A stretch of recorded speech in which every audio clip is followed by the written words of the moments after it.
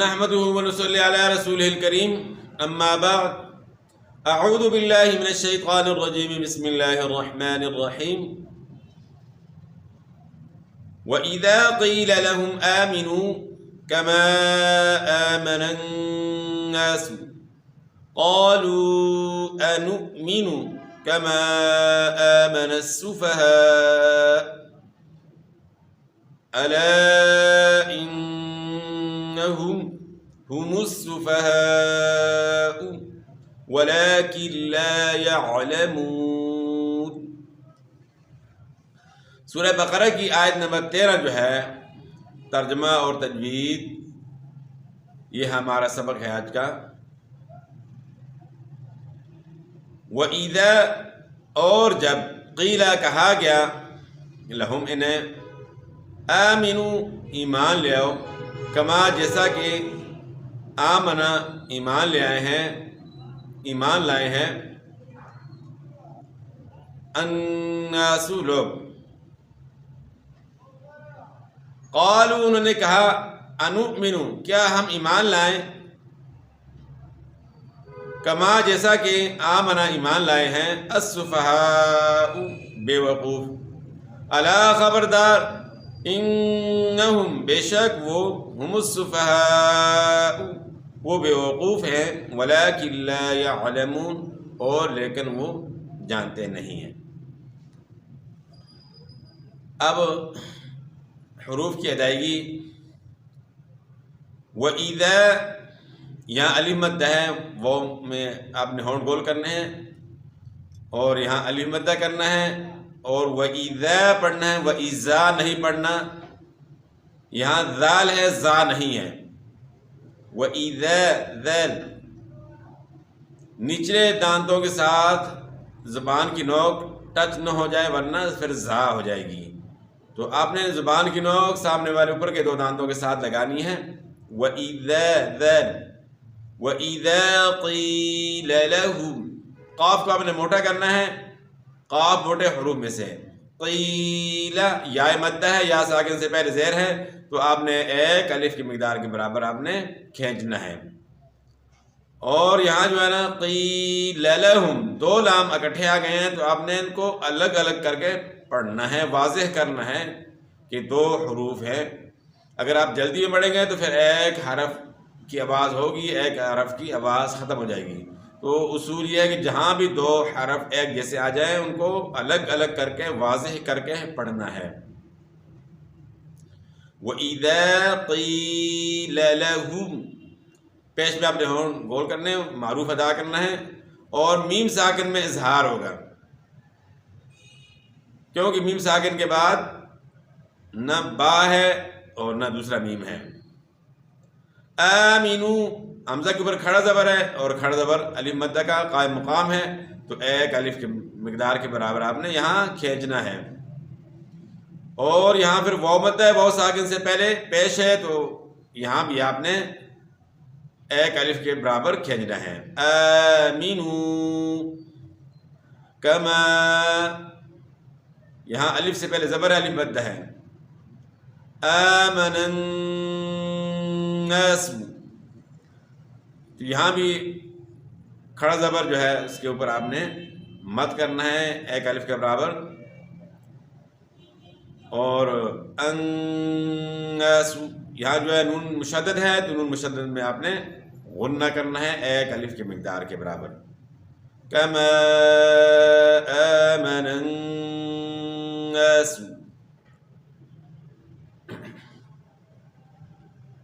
قالوا، یہاں الف مدہ ہے اور وہ مدہ ہے، تو یہاں بھی آپ نے مد اصلی کرنی ہے، یعنی ایک الف کے مقدار کے برابر کھینچنا ہے۔ انؤمن، یہاں حمزہ ساکن ہے، تو جب بھی حمزہ ساکن ہو تو اس میں جھٹکے کی آواز پیدا ہوتی ہے، یعنی انؤمن نہیں پڑھنا، انؤمن، انؤمن، انؤمن پڑھیں گے تو حمزہ ختم ہو جائے گا، انؤمن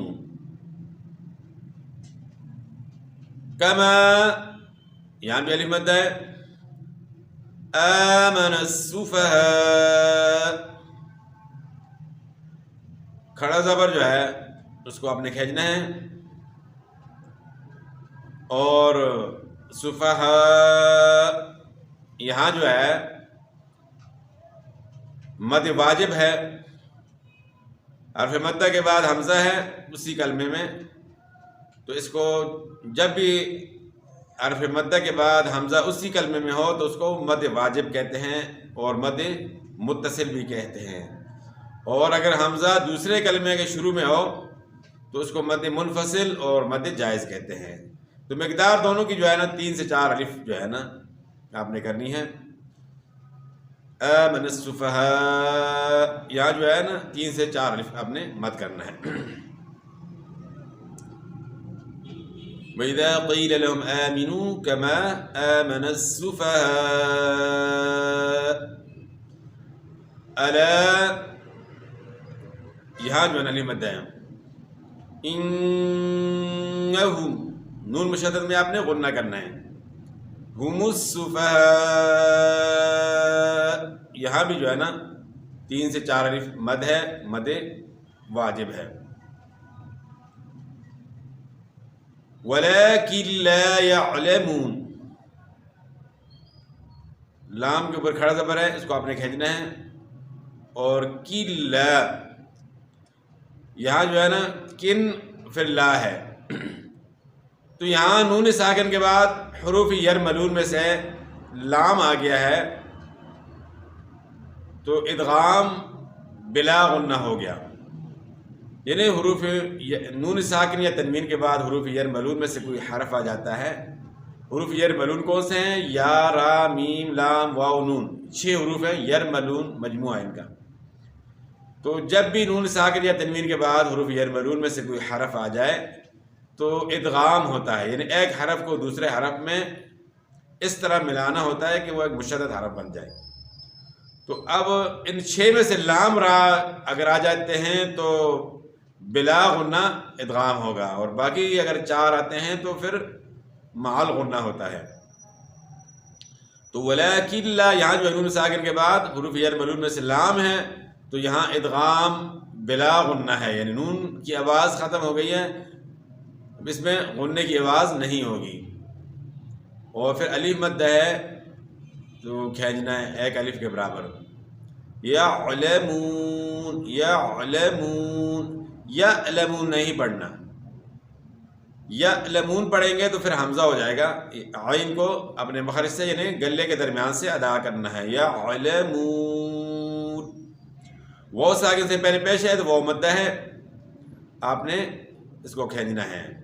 اور پھر آگے وقف کریں گے نون وقف کی وجہ سے ساکن ہو جائے گا، وَلَكِنْ لَا يَعْلَمُونَ۔ تو یہ تھا آج کا ہمارا سبق، ترجمہ اور تجوید سورہ بقرہ کی آیت نمبر 13 اور سبق نمبر 8۔ تو باقی انشاءاللہ اس سے آگے کل پڑھیں گے، اور اسی طرح ترجمہ اور تجوید کے ساتھ انشاءاللہ سلسلہ آگے جاری رہے گا، اور تجوید کے قواعد کے ساتھ ساتھ انشاءاللہ جو ہے بار بار جو ہے نا وہی قواعد جو ہے نا آتے ہیں، تو میں اسی کو دوبارہ جو ہے نا اس لیے ریپیٹ کرتا ہوں کہ آپ کی اس پہ جو ہے نا مہارت ہو جائے، اور حروف کی ادائیگی بھی ساتھ صحیح ہو جائے۔ تو ایک مرتبہ آپ نے الفاظ کو پھر سننا ہے،